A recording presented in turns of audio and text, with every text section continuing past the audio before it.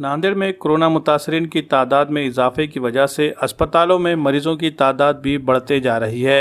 ऐसे में बहुत से कोरोना मुतासिर अस्पतालों में शरीक होकर अपना इलाज करवाने के बजाय घरों में होम आइसोलेशन होकर इलाज करवाना भी चाहते हैं, जिसकी वजह से इंतजामिया ने इनको कुछ हद तक इजाज़त दी है। लेकिन साथ ही इस बात पर भी पाबंद किया गया है कि जिन्हें होम आइसोलेशन में रहने की इजाज़त दी गई है, इन्हें पाबंद किया गया है कि वो घर से बाहर उस वक्त तक ना निकले जब तक कि उनकी सेहत मुकम्मल तौर पर ठीक नहीं हो जाती और उनकी कोरोना जांच रिपोर्ट मनफी नहीं आ जाती। जो लोग कोरोना मुस्बित होने की वजह से होम आइसोलेशन में होते हुए घर से बाहर निकलेंगे, उनके खिलाफ कानूनी कार्रवाई तक की जा सकती है। इंतजामिया किसी को भी ख़तई इजाज़त नहीं दे सकता कि वो दूसरों की जिंदगी खतरे में डाले। इस सिलसिले में जिला कलेक्टर डॉक्टर विपिन इटनकर ने भी सख्त अहकामात जारी किए हैं।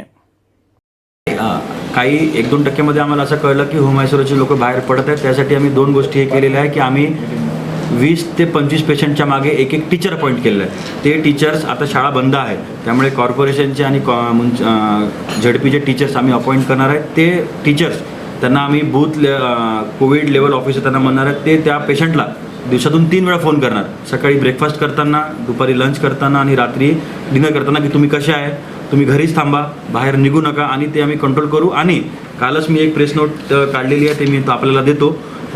जर होम आयसोलेशनचा पेशंट बाहेर फिरताना आम्हाला दिसला तर त्याच्यावर आम्ही FIR केल्याशिवाय राहणार नाही, त्याच्यावर FIR होणारच।